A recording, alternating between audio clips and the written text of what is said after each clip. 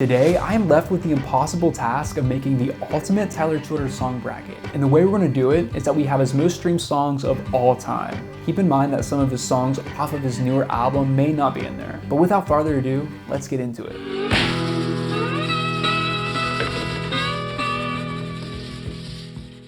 So first, we have Feathered Indians versus Long Violent History. Well, let's be honest, we have Feathered Indians in the #1 seed, so I know that it's up there for a reason. It's a Tyler Childers classic. We all have come to love it. Never once made me scared just to be. This song definitely has a great flow to it, but if I'm being honest, is it beating Feathered Indians?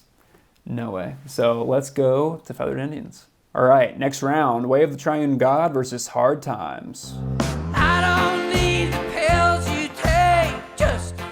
I do think off of this record that he released this, I feel like this was his strongest song. It definitely has that old hymn feel. Sales probably better than trying to get by. It's kind of somber a little bit, that kind of gothic grit that he kind of, acoustic gothic grit that he kind of plays into. But I personally think that this is going to go to Way of the Triune God. So we're going to pick that. Cole versus Creeker.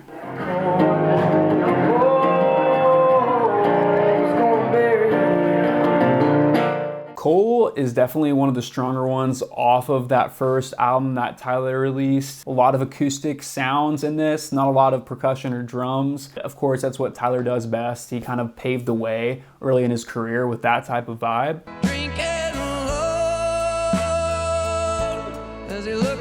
Personally, I think that a lot of these songs get kind of swept under the rug off of Country Squire. I really love that album by him, and he kind of just has this longing in his voice with Creeker, and it tells a great story, but I just think Cole is a classic in his discography, so we're gonna put Cole above Creeker. Okay, so we have Bus Route versus Charleston Girl.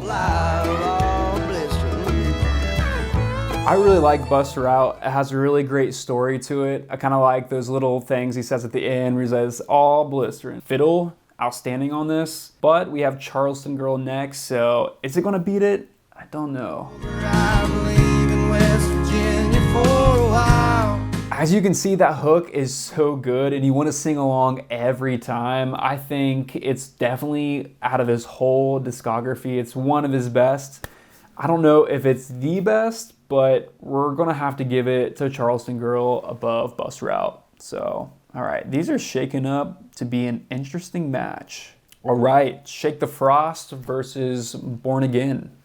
I wouldn't keep it all inside, and I'd let you know how much I loved you every day. I always say with Shake the Frost, I just wanna be waking up with my morning cup of coffee, go to my porch, see some mountains outside, you know, it's so mellow, it's so nice. It's a great love song by him. The lyrics are really great too and poetic.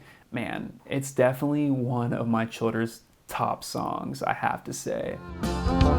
Once I was a dying breed, chewing on. Born Again is also a really great song, kind of has a pep in its step. I really like the groove to it, the beat, electric guitar in that as well.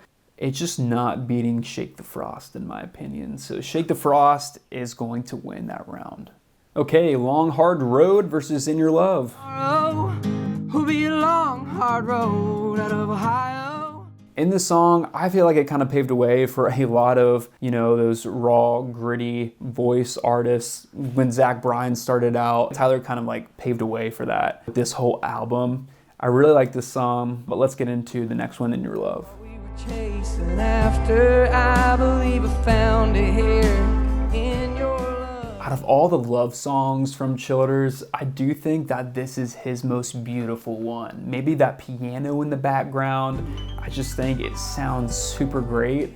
And I feel like it was definitely an outlier off of Rustin' in the Rain regarding in the way it sounds, because a lot of that record kind of sounds like pretty much more of a traditional country aspect, but that one is just pure love ballad, and I like it a lot. So for that reason, it is going to be Long Hard Road. Rock, Salt, and Nails versus Coming Down. And I know that your conscience still echoes my name. I like how it has this steady flow to it. It's one of the more streamed songs off of his Live from Red Barn Radio. But personally, I feel like there's a little bit more of stronger tracks off of that record. That might be a hot take, but let's play Coming Down. In the light of yesterday. So we have another Live from Red Barn Radio song. I really like kind of like that sorrow sound in his voice with this one, and for some reason it just captures my attention just a little bit more than Rock, Salt, and Nails. So again, that might be a hot take, but I'm gonna go with Coming Down. We have Purgatory from the album Purgatory, and we have Nose on the Grindstone. Girl, Catholic girl, pray for me, you're my only hope for heaven. That fiddle is amazing to hear. It's super upbeat, it's super fun. I really like that track, and it's kind of interesting to where he did it on Purgatory versus Take My Hounds to Heaven. So I like this version a little bit better. Definitely an upbeat classic, but it's against Nose on the Grindstone. Much in this world I can't seem to shake. Those Art Vinyl sessions definitely blew up for him, and you can see why. And his voice is just a grittiness unmatched, like any other really song that he might have out there with Nose on the Grindstone. The story is amazing too, super compelling. It's the 4th streamed song for a reason. Just Nose on the Grindstone is too strong of a track, so we're gonna pick that. All right, we have Lady May. Left a good long line of praises for my lovely Lady May. This song is just a really great poetic love song, kind of like Shake the Frost. Has a different slower tempo, slower vibe to it. It was written for his wife, Sonora May. I know a lot of people who personally have danced to this at their wedding. It's one of those type of tracks. It's the 3rd stream song of his collection, so it's gonna be hard to beat. But we have Banded Clovis next. When I took Jesse's life. I really like that drumming beat in the background with some classic banjo. I think that it might not be one of my personal favorites off of Purgatory, so I think we're gonna go with Lady May, and how could you not with Lady May? Country Squire versus Housefire. Oh, taking in the factory smells. Head knows she tends to I might be a little biased to this song because I was born in Chillicothe. I'm a Cincinnati guy now. I really like just the fun nature of the lyrics on this song, kind of referring to like a country squire, like this big palace, but it's actually like his camper, which is pretty funny. I really like this song. It's his number 19th stream song, which is actually kind of surprising. I think off of Country Squire, the title track, it's one of the best off of that album. It's up against Housefire. Like, that's not fair, because I had Country Squire like going up there, so I don't know. Housefire has an energy unmatched, unlike Country Squire. I mean, I love Country Squire, but Housefire has that organ in the background or something. You want to stomp your feet. It just pumps you up. It's an amazing song. So I am sorry, Country Squire, but we are gonna go with Housefire. Tattoos versus Gemini.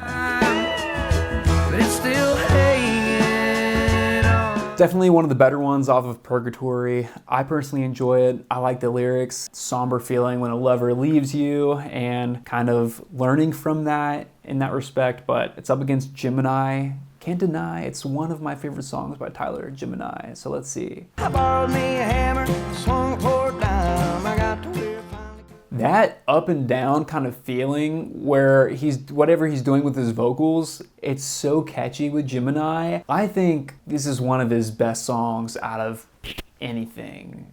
And I feel like that's a hot take too, because it might not be the most significant lyrically, but Gemini is just a feel-good song. It's just a really great tune. If you want to roll down the windows, it's a summer day, it's such a good song. So in that regard, I'm gonna put it over Tattoos. Play Me a Hank Song versus White House Road. So play me a Hank song.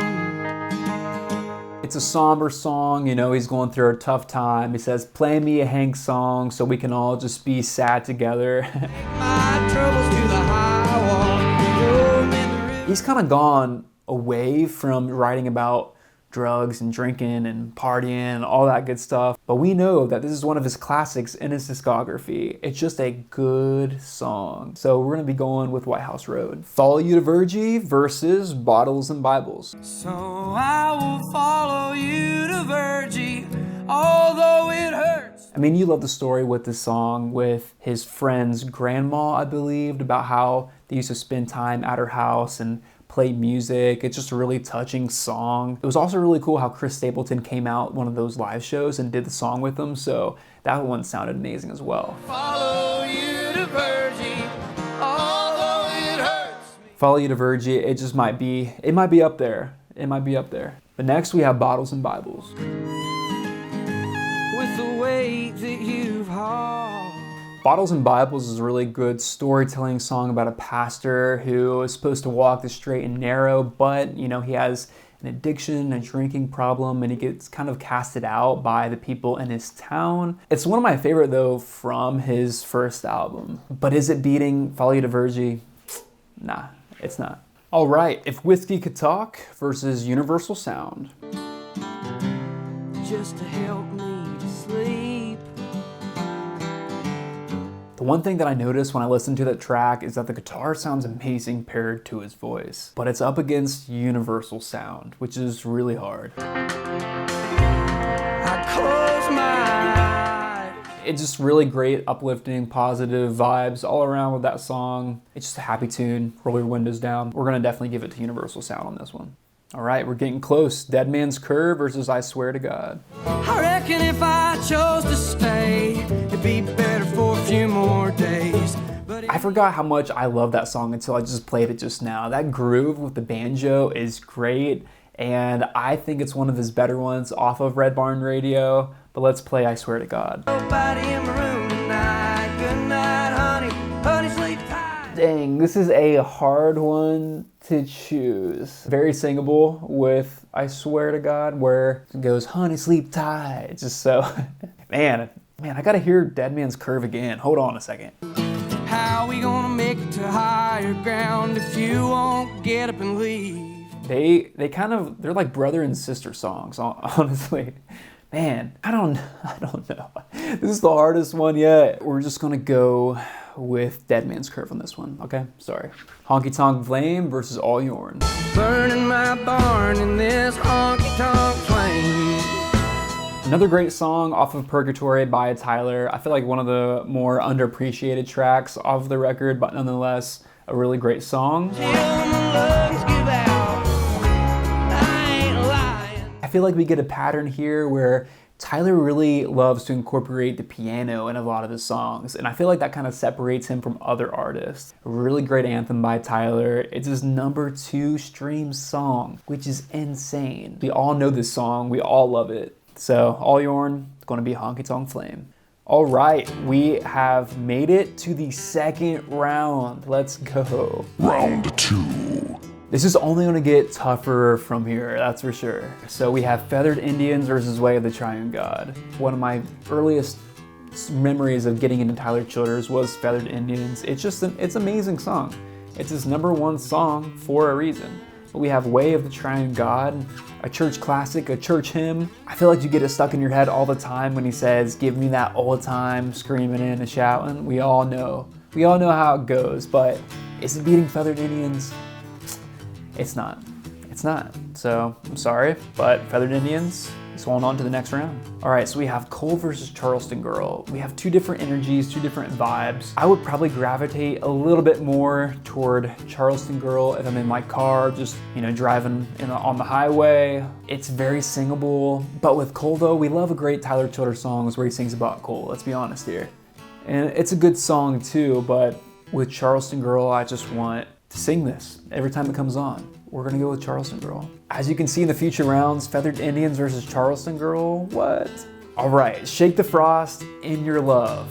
Kind of two similar songs if we're looking at them like that. We have Shake the Frost, one of his earliest songs out there. We have In Your Love, which just came out not too long ago. What, like last fall? That piano, man, is just amazing in Your Love, but Shake the Frost isn't even more beautiful than In Your Love. Well, I mean, what do you think? Drop in the comments below. Like, man, this might be the hardest one yet.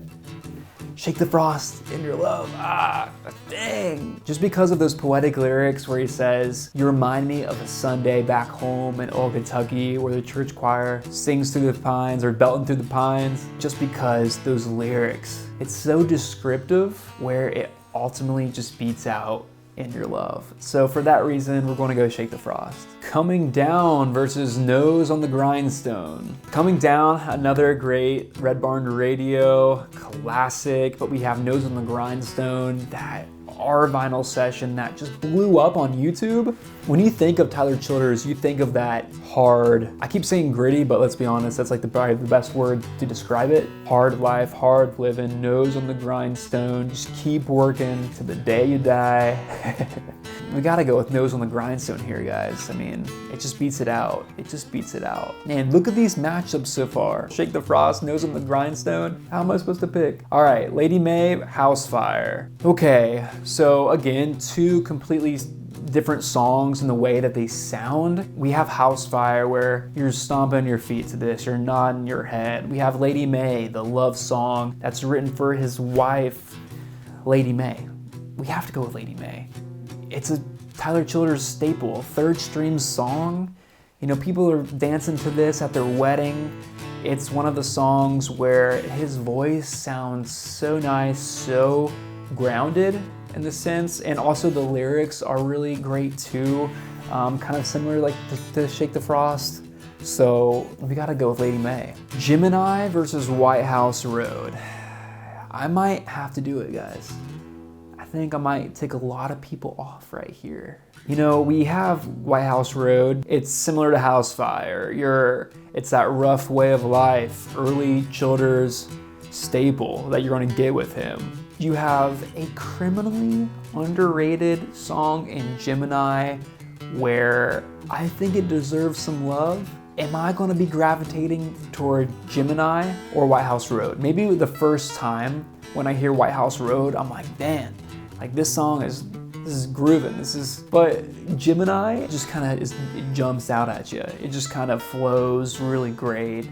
It's a fun one. You gotta go with Gemini here, guys. Gotta go with Gemini. That might tick a lot of people off, but it is what it is. Follow You to Virgie versus Universal Sound. And when I was looking at this list, I was like thinking to myself, Universal Sound, it's gonna go up there. It might be in the top 4. I like that song that much, but I will probably listen to Universal Sound a little bit more than Follow You to Virgie because I probably just gravitate to that more of like a happier sound by him. But Follow You to Virgie is amazingly written. It's so good. It's so heartfelt. I think when we look back at Tyler's songs down the road, what's gonna be more memorable? Follow You to Virgie is gonna be one that is gonna be remembered. And it's crazy because it wasn't even released off of an album. You know, he's done it like during live performances and like the Arn Vinyl sessions. It ultimately beats out Universal Sound right here. So I'm gonna put it over Universal Sound. Dead Man's Curve versus All Yorn. I like Dead Man's Curve, but at the time when All Yorn was released, it just, in country music, it didn't really sound like anything at the time when it was released, you know? I just think that, I keep mentioning that piano, but it just gives you the best feeling in the world when you hear it. His scratchy voice paired with more of an uplifting piano sound is really great. All Yorn is the winner here. All right, we are in the next round. Let's go. Okay. Round 3. Starting off, we have Feathered Indians versus Charleston Girl. I feel like now is the time where you guys are gonna be going in the comments and telling me that I'm, you know, giving all your opinions right here. This is the point where you could go with either one, for sure. Eventually let me know if there should be a live chat of these so you can kind of like help me and persuade me, because honestly, this is pretty hard. You know, Feathered Indians, I feel like it has such a memorable guitar riff. You have a lot of people when they first start playing guitar, they want to play that. It's a great love song, great tune. But Charleston Girl has very interesting lyrics in there. Takes a little bit more of a chance. It was such a great song for him back then when he first released it, where it just added that fuel to the fire, where it just kept momentum in his career. But Feathered Indians, maybe just because of the movement it created in his musical journey and how legendary of a song that it is, I think it's Feathered Indians. I know that it's his most streamed song. I know on Spotify, I think it's his second popular song right now. I'm still gonna have to rank it above Charleston Girl, guys. I know there's some like defenders. Shake the Frost versus Nose on the Grindstone. I feel like with Nose on the Grindstone, again, it's like Tyler Childers, it's just like what you think of him. I feel like you get two things with Tyler. You get like this hard-nosed, like that type of like struggle feeling, but you also have like these love songs with Shake the Frost and In Your Love and Feathered Indians and Lady May. Those types of songs, it's like one or the other with him. I just can't get past how beautiful Shake the Frost is. I am a person who is a little more wired to like Shake the Frost better with I Love Mornings. And when I think of a good sunrise, I just think of Shake the Frost. I love everything about Shake the Frost. But what do I do here? You can't go wrong with any of these songs now. Go and Shake the Frost, guys. Go and Shake the Frost. Okay, Lady May versus Gemini. I feel like this is probably a little bit easier to rank out of these others. I think Gemini is a sneaky song that's sneaky good, but Lady May is a song that is totally unmatched compared to Gemini. You know, Lady May, it's gonna beat out Gemini. Not because it's ranked number 3 on his top, 3 songs versus, the streams. And Gemini is number 22, but I feel like with Lady May, it was such a significant song written to his wife. It was so sentimental, it was so nice of a track. Gotta go with Lady May here. Follow You to Virgie versus All Yourn. And this is where I'm probably gonna catch some more heat. Follow You to Virgie, we have the nice, just acoustic strumming song. We have All Yourn that kind of gets a little bit more instruments into the mix. 2 different sounding songs. I think Follow You to Virgie is the strongest out of the Our Vinyl Sessions, guys. It's another one of those sentimental songs written about the ones that he loves. I mean, you even have Chris Stapleton on the track, during his live performance. So, did he go on All Yourn? I know that probably doesn't really mean anything, but it's very significant, just like Lady May. So, Follow You to Virgie is gonna take All Yourn. Round 4. We have our final 4. We have Feathered Indians, Shake the Frost, Lady May, and Follow You to Virgie. Did I get this wrong? What is your top 4? I feel like it's easier to rank your top 4 than like your top 2 or your very favorite Childer song. And when I rank these, I don't know if it's necessarily saying that I listen to this song the most. It's more of saying that I think this is his best song regarding of how catchy it sounds, how important it was for his career, how great it was written, how significant it was in his journey. Feathered Indians versus Shake the Frost. Wow, what do we do here? I think for me, this is a little bit more easier than you would think. I'm not gonna be the simple one and just say Feathered Indians. I think Shake the Frost is a better song. I know that top stream song of all time for him, Feathered Indians, but Shake the Frost is a ballad of a song. It's a slow and steady love song, like how I described it. The lyrics are amazing. Even with the great opening of Feathered Indians with that guitar lick, his voice grabs your attention. First thing you hear with Shake the Frost. So we're gonna have Shake the Frost beating Feathered Indians, making it to the final round. Lady May versus Follow You to Virgie. Follow You to Virgie, is it more significant? Is it more lyrically significant than Lady May? Not really. It's both written about someone that they love. Is it more creative? I think they're both creative. I think in a lot of lyrics in Lady May are really, what did he say? He said something like, you're the hickory and I'm the axe, a lot of like metaphors and stuff, which is really cool. What do I play more when I play it in my car? Probably Follow You to Virgie, if I'm being honest. Guys, I'm a wedding photographer and I've had people come down the aisle to Lady May. Maybe in the comments too, that's the same thing for you. You know, Your First Dance was Lady May. I've had that as well. Maybe it just comes down to which song that I like better, and that's Follow You to Virgie. So that's what I'm gonna go with here, guys. Follow You to Virgie is gonna take it right here. Round 5.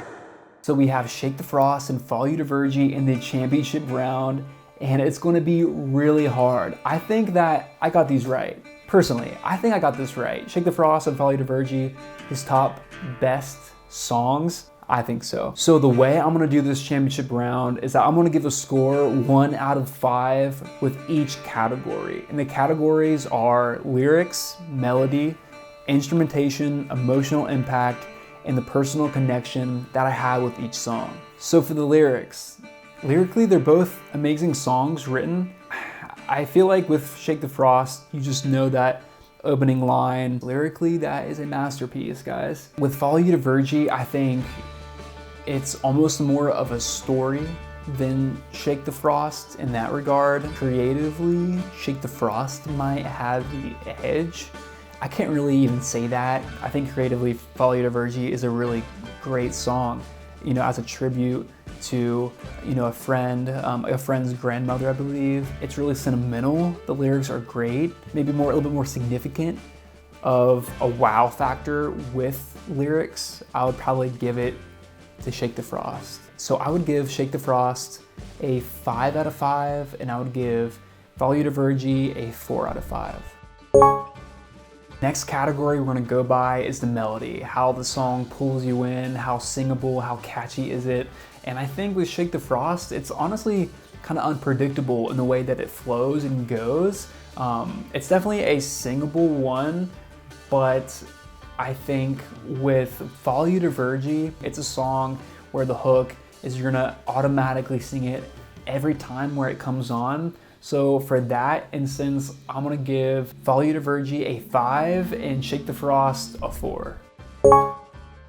Now we have the instrumentation. You know, what does it sound like? What are the instruments that are used? And with Follow You to Virgie, it's really his guitar, and with Shake the Frost, it's his guitar, but a little bit of mandolin in there. To me, I'm a sucker for mandolin, and I think that it sounds perfect paired with his guitar on Shake the Frost. It adds to that just perfect morning, you know, vibe that you get with Shake the Frost, where you just wake up and everything's glorious in that moment. But again, with Follow You to Virgie, it's way more stripped back, way more simple. It's nice. I think that's really all that it needs. But you know, what if in the future we got a version where it had a little bit more instrumentation with that? You know, I think with Follow You to Virgie, it's great, but I'm gonna give the edge to Shake the Frost just because of a little bit more complex instrumentation that's used. So for those reasons, I'm gonna give Shake the Frost a 5 and Follow You to Virgie a 4 for instrumentation. So in the next category, we have the emotional impact that it gives. And I feel like with each Childers song in general, they are in the top tier of emotional, in my opinion. You know, Shake the Frost is more of an emotional song dedicated to a lover, and Follow You to Virgie is a song that's dedicated to one that he's lost in his life. So, I mean, you can't go wrong with both of these. I think emotionally, I would still give both a 5.